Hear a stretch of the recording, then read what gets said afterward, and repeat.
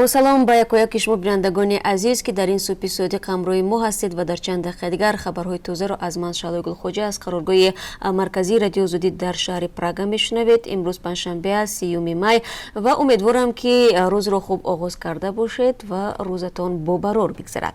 خب امروز در پراگ هوا صاف و بی‌غبار است. انتظار می رود که حرارت روزانه تا 20 درجه تشکیل شود. در مسکو امروز هوا بارانی و 27 درجه گرم خواهد بود. در سنت پترزبورگ هوا آفتابی و 15 درجه گرم می شود. در دوشنبه آب و هواشناسان هوای ابری را پیشگویی کردند. در دوام روز گرمی به 32 درجه می رسد. خب طبق خبرهای رسیده شروع از دیروز دسترسی به شبکه‌های اجتماعی در تاجیکستان برقرار شده است. تبریز ساکنان میگویند از دیروز به این طرف آنها بدون محدودیت و به استفاده از VPN یا خود فیلتر شکن ها می توانند از یوتیوب و فیسبوک و اینستاگرام استفاده کنند. این هم در حالی است که در روز پیش در تاجیکستان دسترسی به جستجوگر گوگل و یاندکس شبکه‌های اجتماعی دستنوره شد. کاربران شکایت داشتند که باز کردن سامانه ها به واسطه VPN نیز به آسانی دست نمی‌دهد.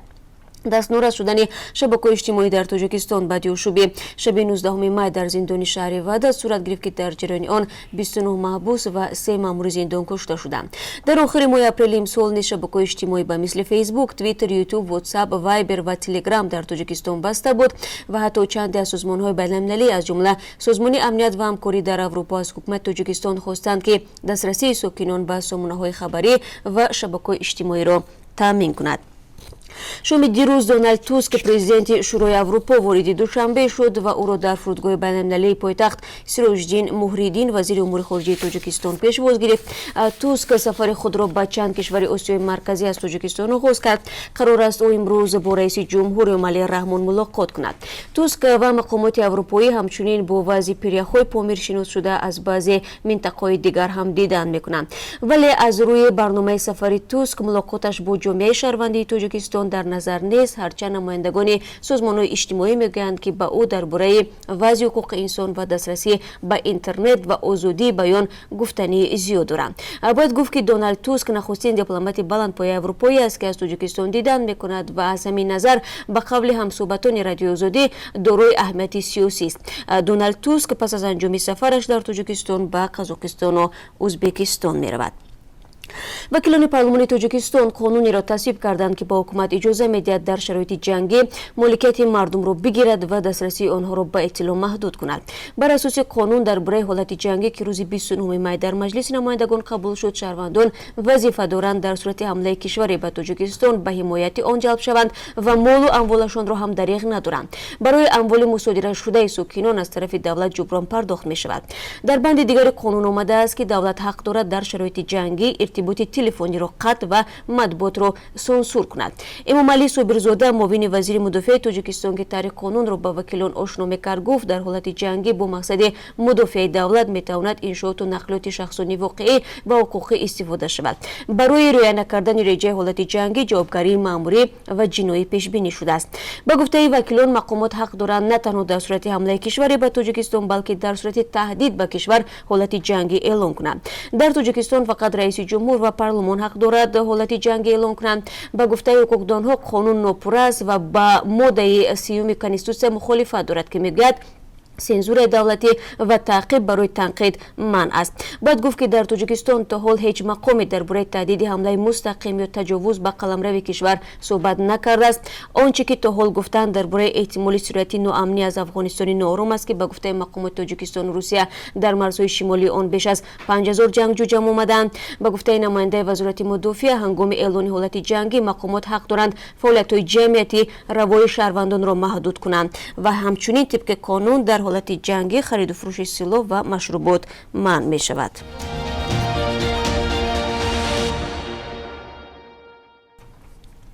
دادگاه شهر دوشنبه یک جوان 28 ساله را با گناه مخشوی نابالغان و تشویق آنها برای جهاد به سالهای طولانی زندان محکوم کرد. محکمه سهراب حسنов ساکن نویه شمس‌دین شاهین شوراباد پیشین روز 27 می در شهر دوشنبه صورت گرفت. در بیانیه رسمی دادگاه آمده است که حسنов برای جلب غیرقانونی شهروندان تاجیکستان به جنگ در قلمرو کشورهای دیگر، افراطگرایی و تلاش برای عبور غیرقانونی سرحد تاجیکستان به افغانستان به 14 سال زندان محکوم شد. مفتشان میگویند سهراب حسنов که خود خودش طرفدار گروه به نام دولت اسلامی بوده است. در شعور و اراده 4 نابالغ سفر محمد عبدالنظرزاده، حاجی محمد فیض‌اللهیف، مصطفی قربانov و حبیب الله دولتov عقیده های این تشکیلات افراطی را جای کرده است. به گفته مفتشان برای مخشوی نابالغان که 2 نفرشان 16 ساله بودند، سهراب حسنов از تلگرام استفاده برده پیوسته به آنها جنگ و خونریزی های اعضای گروه دولت اسلامی را نشان میداده است.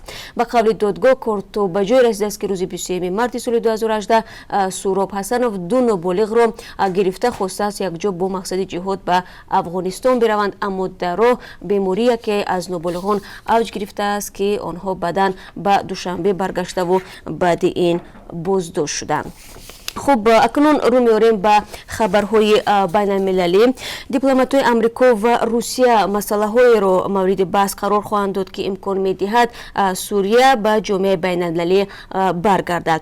به قول جیم جفری، فرستاده خاصی آمریکا در امور سوریه، در پی ملاقات پشت درهای بسته شورای امنیت سازمان ملل مسکو با واشنگتن در تاریخ 29 می قدم به قدم امکان قطع جنگ 8 ساله در سوریه را بررسی کردند. به قول جفری حل نزاع از رژیم سوریه اجرای چاره‌های جدی را طلب می‌کند. ظاهراً این پیام دیپلمات آمریکایی شهادت تحقیق حل آسایشته نزاع در سوریه میباشد که در آن آمریکا با متفقانش روسیه، ایران، ترکیه، گروه دهشت‌افکن دولت اسلامی و دیگر سازمان‌های تروریستی دخالت داشتند. روسیه و ایران از پشتیبان‌های اساسی رژیم پرزیدنت سوریه بشار الاسد به شمار می‌روند. آمریکا و ترکیه در جنگ داخلی سوریه از گروه‌های اشوبگر پشتیبانی می‌کنند. در قطعنامه 2254 سازمان ملل متحد که 30 ایون سال 2012 به امضا رسیده است، از جانب‌ها دعوت می‌شود که راه حل آسایشته نزاع را پیدا کنند. از جمله کنستیتوسیون نوی سوریه قبول شده زیر نظارت سازمان ملل متحد انتخابات برپا شود. یک ساکن شهر دوشنبه با جرم تجاوز به ناموس دختر نابالغش به حبس ابد محکوم شده است. حکم را دادگاه پایتخت روز 28 می امسال صادر کرد. بنا به حکم 3 ای در زندان نظامش پرزور نگهداری می شود. این ساکن پایتخت به ناموس دختر نابالغ خود دست درازی کرده، چند دفعه تکراراً او را تجاوز نموده است، گفتند در خدمات مطبوعاتی دادگاه شهر دوشنبه. بر اساس آمار رسمی در 2 سال گذشته در تاجیکستان حدود 30 مورد تجاوز به ناموس نابالغان ثبت شده است. در تاجیکستان تجاوز به ناموس جنایت سنگین به شمار می رود و برای تجاوز نابالغان تا 14 سال تجاوز نابالغ تا 14 ساله از 12 تا 25 سال زندان و حبس 1 عمری پیش بینی شده است.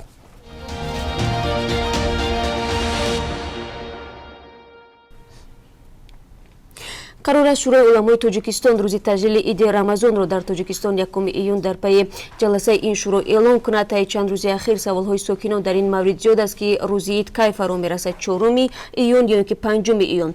در شورای علما گفتند سنه دقیق روز شنبه معلوم کرده می شود.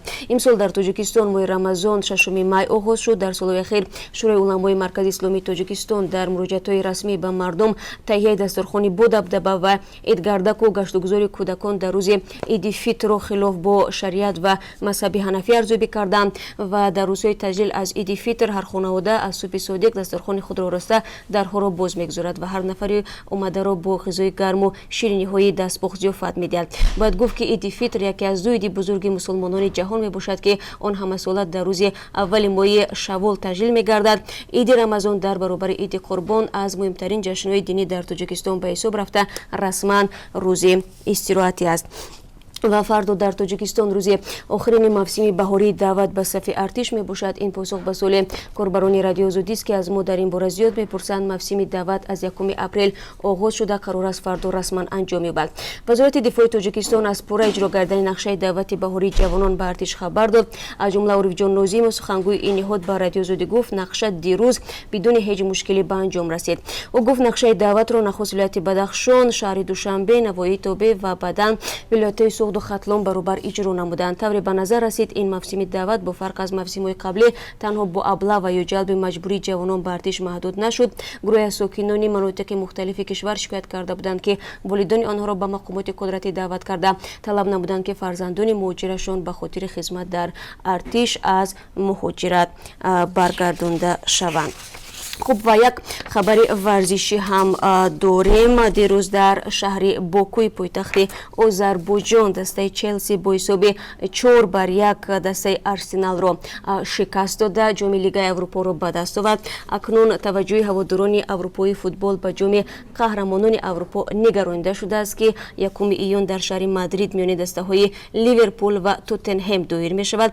جای یادآوری است که هم دسته های آرسنال و چلسی و هم لیورپول و توتنهم دسته های انگلیسی هستند و در لیگ عالی فوتبال بریتانیا پریمیر لیگ هنرنمایی میکنند. خب و در پایان صحبت نگاهی میاندازیم به قرب اسعار خارجی برای امروز که از سوی بانک ملی تعیین شده است. به این ترتیب 1 دلار 9 سومانی و 43 درهم، 1 یورو 10 سومانی و 53 درهم و 1000 روبل روسی برابر است با 144 سومانی و 60 درهم، یعنی نسبت به یک روز پیش نسبتا پایین رفته است. با امید روز خوبی شما و با دیدن شما در ملاقات های بعدی، یعنی در پخش های بعدی مستقیم، شما رو به خدا میسپارم و شما رو بعد از 3 ساعت دیگر منتظر میشم. روز خوب داشته باشید.